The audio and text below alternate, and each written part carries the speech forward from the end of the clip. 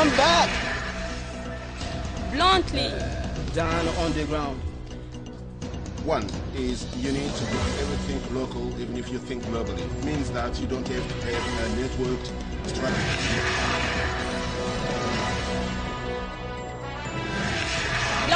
Bluntly, and bluntly. Growth be considered as a panacea concerning development.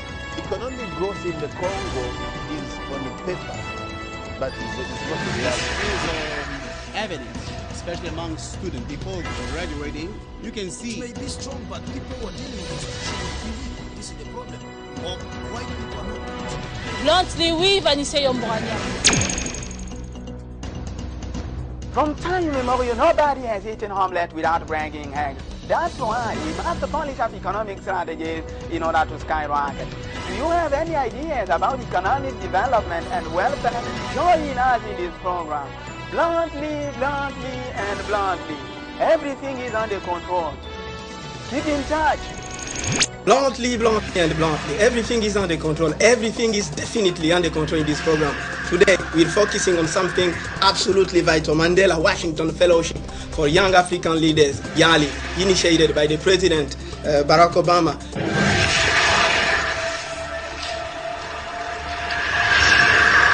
Hello, everybody. Hello.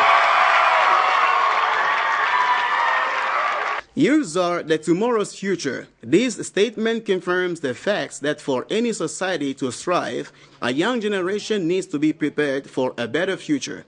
With this idea in mind, the U.S. President Barack Obama initiated the Young African Leadership Program that purposes a sustainable development for African states. Started in 2010 as Washington Fellowship, the initiative attracted hundreds of young African leaders and provided them with the outstanding training that helped them contribute to their state's development in economic, social, and political area. In the course of 4 past years, as the need for African development is getting greater, it has been thought that Mandela Fellowship denomination seemed more appropriate, as you should embody Mandela's vision for a prosperous Africa. I have to say, Faith didn't seem very intimidated by the Senate. She seemed not lacking in confidence. And she's doing great work in South Africa to empower young people and young entrepreneurs, especially women. The Democratic Republic of Congo is among the emerging African states and need a quality manpower for its development, especially young people with a leadership vision. The reason why this flagship program should highly interest it and help young Congolese leaders to fully benefit the program in the forthcoming years. A real development could be achieved in DRC with the active participation of Congolese youth to uphold the head of state's vision and help it live on. Congolese youth have to set a good example of progress in all areas and invite the rest of Africa to implement that for a better future. Ascending on the world stage. So I can't wait to see what all of you do. Good luck. You know, I'm not alone today because right now, you know, I have the privilege to receive on a monthly TV show. I'm really delighted. I have to receive David Gilmour. He's a Deputy Assistant Secretary in the Bureau of African Affairs and Public Diplomacy. Hello. How are you doing today? Very well, thank you. Thank you for joining us on the Bluntly TV show. Okay, and we have Patricia Nzolantima. She is a 2012 fellow. Hello. How are you today? Yes, thank you very much. And we have Junior Kashama. Junior, how are you doing today? Junior is a Mandela Washington fellow. Yes. Yes, 2014. Yes, this year. How are you doing today? Okay, thank you. And you? Yeah, I'm good. Yeah, and we have Eric Ntumba, 2014 Mandela Washington fellow. How are you doing today? I'm great. Yes, bluntly, and bluntly. Everything is under control. Thank you very much. Today, you know, we're talking about Mandela Washington Fellowship for YALI, Young African Leaders Initiative. Before we start from scratch, but you are in Congo. Why are you here? What's the purpose of your trip in the Democratic Republic of Congo? Well, thank you. It's nice to be here. And I work for the U.S. State Department, which, of course, is the diplomatic service of the United States. Yeah. And my dossier is to look after our diplomatic relations with Central Africa. So I travel very frequently to the countries of Central Africa, including DRC. Yeah. And also part of my brief is to be in charge of what we call public diplomacy programs, which are all of our programs like the Mandela Washington Fellowship, the Fulbright program, and many other exchanges, educational and cultural activities, and media activities. So I'm here to visit my colleagues here in the American Embassy and see the very good work they're doing, and meet excellent, impressive exchange participants. Are you happy to be in the Democratic Republic of Congo today? I'm very happy to be here. Good. Thank you. Good. That's great. And talking about YALI, Young African Leaders Initiative, now it has been renamed by the President Obama, Mandela Washington Fellowship for YALI. Yes. What does it mean? How can you define it?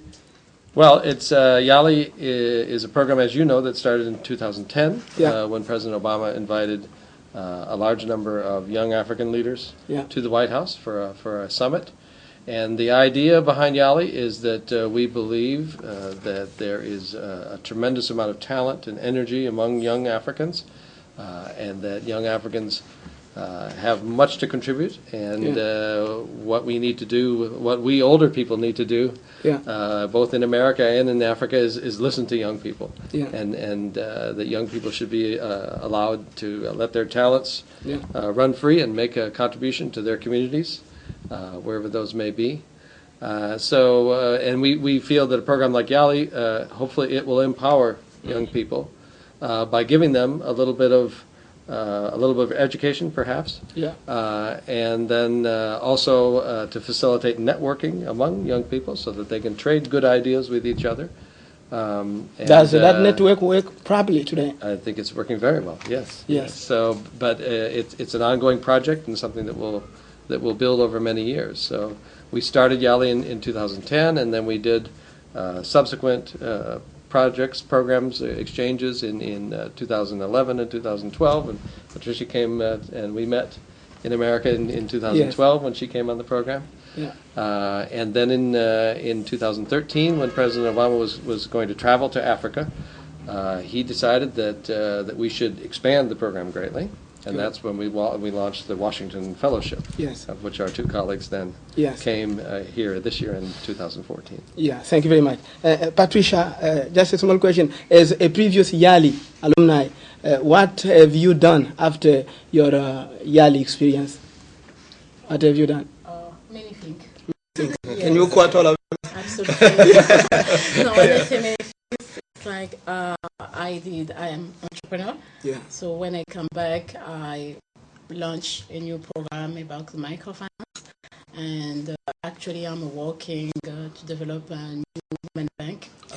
With some partners. A bank? Yes. At your head? Are you sure? Why not? If you dream it, you can do it. Yeah. When there is a will, there is a way. The reason we decided to launch the Women Bank is just to help entrepreneur women. Now you know that it's very difficult here to start a business, and the bank, they don't believe on the woman. And all the time when you start a business, they ask you about the collateral benefit, and almost the women here that don't have something to give back. So we want to start something. We can give them the money to start business, and at the same time we give them training and to in order to become entrepreneur. Thank you. Eric Ntumba, I want to know, because we have to start from scratch, what did you learn exactly in the United States of America? I learned many things. So in a nutshell, I'll say that what will remain like the cornerstone of what I'll keep as a key takeaway is volunteerism. The fact that people are putting aside not just money, because usually when we think of contribution in Africa, we think of money. We see cash. What I understood is that people can donate their time, and that can make a tremendous difference on the ground. This is something I really want to see fostering in the DRC. Aside from volunteerism, there is one thing that really struck me in America is the fact that they've managed to build a democracy that works, over 200 years now, with check and balances, that can grant a dream to any American, irrespective of his background, irrespective of the condition of his birth. As she said, they've got this principle that if you can dream, it, then you can make it. And this is just because they've based the society on merit. Yes. Meritocracy works, and it should be implemented in Southern Africa. And how to make it possible in your country, in Democratic Republic of Congo, everything you learned there. Yes. Basically, there are two things that are very close to what I would like to do. The first thing has to do with helping to build a better citizen in the DRC. Thank you. Junior Kashama, I would like to know how to implement what you learned in the United States of America without money, without grant, without possibility in the Democratic Republic of Congo, called known as a poor country. Yeah, in Sub-Saharan Africa. Definitely is what I would just rebound on what Eric have said. Is just to build up the volunteerism, and people must feel that they have to contribute to the betterment of their own places. Yes. First, we can begin by that, and that to create that will. Yeah. And the first thing I would like to say is that to break out that fatalism which goes with all our mindset here where we're living. Yeah. People are thinking that they can do anything. So things have gone so worse at the point that they feel that they can do nothing how to clean change up all how to change the mindset. It's just to talk and give the example. Yeah. And first thing is what you given to us. So when I read first the requirement for the YALI program, I'm going to tell you that I had my knees down. Well, somebody else who really pushed me You were because I scared. said that it was level, too high, too high selective. level. No, it was too much. I was Yes. scared. So at the point that it was somebody else who came to tell me, no, you worth it. You can do it. Yes. You can. And finally, he was right because I was selected. And that's what's really lacks sometimes to us is to give the example. Yeah. So first thing that I can do now is as we are first the example, and we must be aware of that. And that gives us a position where we can talk to the youth. Yes. We can tell them what we've learned. We can tell them what we can do so that we can get things go a little bit How forward. many can believe in what you're saying? How many? When you may believe only one, it's already something good. Yeah. It's already something good because you got a good disciple. Yeah. When you, if you got a multitude of people who are following you and don't believe in you, you do nothing. But if you only got only one who can do what who can make things, to whom you can leave a legacy. Deputy Secretary, just a small question before a small break. Okay. I would like to know how to implement the program, YALI program. After all those trainings, the President Obama, you are investing in the new generation of young African leaders, but the implementation is quite complicated. Well, it is. It's a complicated program. It involves bringing 500 participants a year from all over the continent to the United States. So that's quite a big undertaking. Yeah. The program takes place on 20 different university campuses all over the United States, from New York to California, across the whole United States.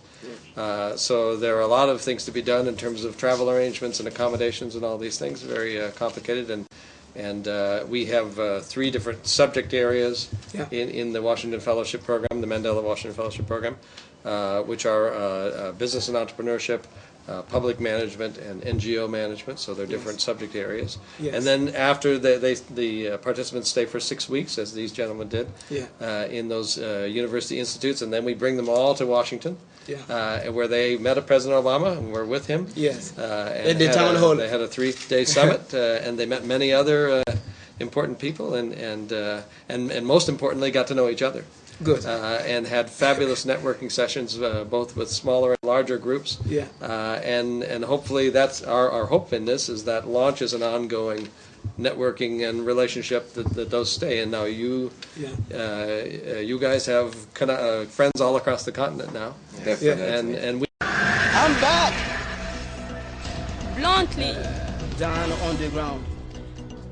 One is you need to do everything local, even if you think globally. It means that you don't have to have a networked strategy.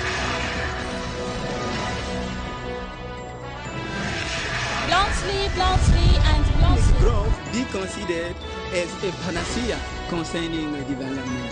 Economic growth in the Congo is on the paper, but it's not the reality. Evidence especially among students before graduating, you can see. It may be strong, but people who are dealing with this is the problem. Or white people are not. Bluntly, oui, Vanessa Yombrania. From time immemorial, nobody has eaten omelette without bringing eggs. That's why we must polish up economic strategies in order to skyrocket. Do you have any ideas about economic development and welfare? Join us in this program. Bluntly, bluntly, and bluntly. Everything is under control. Keep in touch.